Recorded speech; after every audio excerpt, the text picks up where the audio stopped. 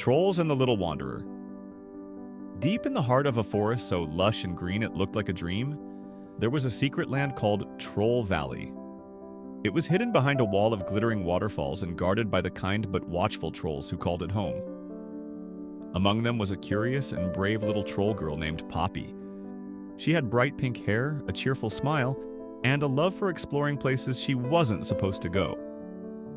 One sunny morning, while chasing fireflies near the valley's edge, Poppy heard a sound she had never heard before.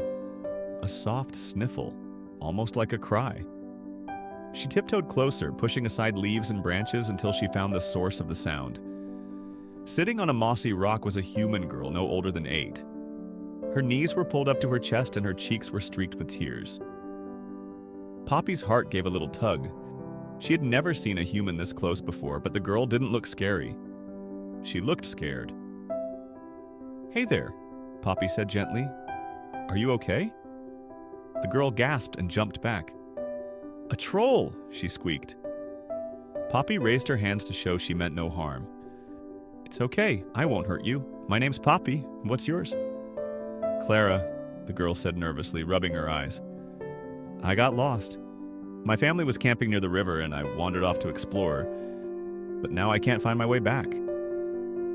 Poppy thought for a moment, tapping her chin. "Lost, huh?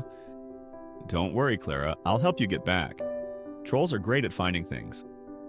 But first, we have to get you out of this part of the forest. It's not safe for little wanderers like you." Clara hesitated, but Poppy's bright smile and kind eyes made her feel safe. She took Poppy's hand, and together they began their journey through Troll Valley. Their first challenge came when they entered the Whispering Woods, a magical forest where the trees seemed alive. As they walked, the leaves rustled softly and strange voices whispered around them. "Poppy," Clara said, gripping her hand tightly, "are those the trees talking?" Poppy nodded with a grin. "Oh, they love to gossip. Don't listen to them. They'll try to confuse you." But as they moved deeper into the woods, one of the trees leaned down and blocked their path. Its bark twisted into a face. "Who dares to enter my woods?" it boomed. "It's just us," Poppy said cheerfully. "We're trying to help my friend Clara find her way home." The tree frowned. "Humans don't belong here. You must solve my riddle to pass." Poppy groaned. "Riddles? Again? Fine, let's hear it." The tree smiled mischievously and asked, "What has roots that nobody sees, is taller than trees, and never grows?" Clara's eyes widened in panic, but Poppy just laughed. "That's easy. It's a mountain." The tree groaned, but it stepped aside to let them pass. "Go on then, but watch your step." Next, Poppy led Clara into the glowstone caves, where the walls sparkled with crystals that shimmered like stars. Clara was in awe, but her excitement quickly turned to fear when they heard a deep growl echoing through the cave. "Poppy, what was that?" Clara whispered. Poppy's ears perked up. "Oh no, that sounds like Cragglefang. He's a grumpy old troll who doesn't like visitors." Before they could turn back, a massive troll with jagged teeth and glowing red eyes stepped into their path. "What are you doing in my cave?" he roared. Clara froze, but Poppy stood her ground. "We're just passing through, Cragglefang. This is Clara. She's lost, and I'm helping her get home." Cragglefang narrowed his eyes. "Humans don't belong here, but if you want to pass, you'll have to prove your bravery." He pointed to a narrow ledge that stretched across a deep, dark pit. "Walk across the ledge, and I'll let you through. But if you fall, well, I hope you can fly." Clara's knees shook as she looked at the ledge. It was so thin, but Poppy gave her hand a reassuring squeeze. "You can do it, Clara. I'll go first to show you it's safe." Poppy stepped onto the ledge and carefully made her way across, her arms outstretched for balance. When she reached the other side, she waved. "See? Easy. Now it's your turn." Clara took a deep breath and stepped onto the ledge. The pit seemed to go on forever below her, but she kept her eyes on Poppy. One step at a time, she made it to the other side. Cragglefang grunted. You're braver than you look, little human. Fine, you may pass.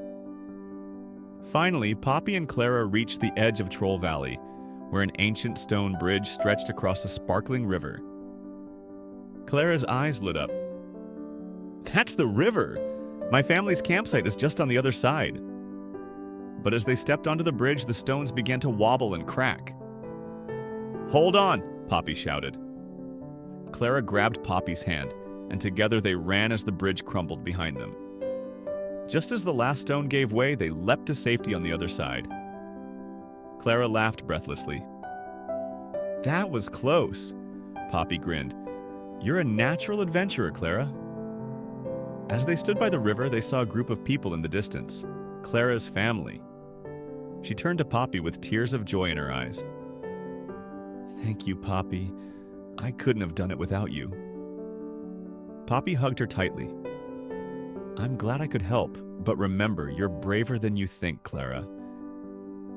With a wave and a smile, Clara ran toward her family, and Poppy watched from the shadows as they hugged her tightly. As the sun set over the forest, Poppy returned to Troll Valley, her heart full and happy. She knew she had made a friend for life, and maybe even proved that trolls and humans weren't so different after all. The end.